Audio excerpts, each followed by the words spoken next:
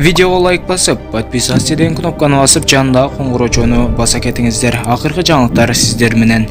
Өртчі Қайрат Қырғыз социалдық тармақтағы парақшасына жылаңаш түшкөн сүрөтүн жүктөп талкуу чордонунда калды.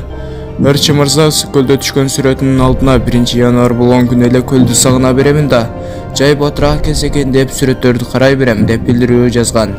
Интернет колдонуучулары маданият өкүлүнүн сүрөтүн кызуу талкуулап, түрдүү маанайдагы пикирлерди калтырып жаткан кези.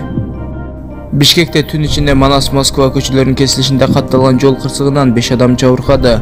Бул тууралуу жол кыймылынын коопсуздугун камсыздоо башкы башкармалыгына байланышканыбызды билдирди. Айтымдарында кырсык 1 январда саат 23:00 чамасында орун алган. Анда Subaru Forester менен Honda Fit үлгүсүндөгү унаалары сүзүшкөн. Алдын ала маалыматтар боюнча Honda Fit такси кызматынын унасы болгон. Кырсыктын кесепетинен 5 адам жаракат алды. Алардын арасында 3 жаш жетилик балдар, бирөө кош бойлуу келин болгон. Унаалар айып короосуна токтотулду. Тийиштүү экспертизалар дайындалып, кырсыктын келип чыгуу себептери такталууда деп билдиришти ЖКХБдан. Буга чейин жол кырсыгынан жабыркагандар такталып жатканы маалымдалган болчу. Өзбекстандагы митинг боюнча аталган өлкөнүн эми билдирүү таратты. Буга чейин социалдык тармактын колдонуучулары массалык митинг өтүп жатканын жазып, видео менен бөлүшкөн. Бул билдирүүлөр жана маалыматтар чындыкка дал келбей турганын Ички иштер министрлиги билдирди. Маалымдалгандай, чогулгандар 31 декабрдагы майрамдык иш-чараларды көрүү үчүн келген жарандар.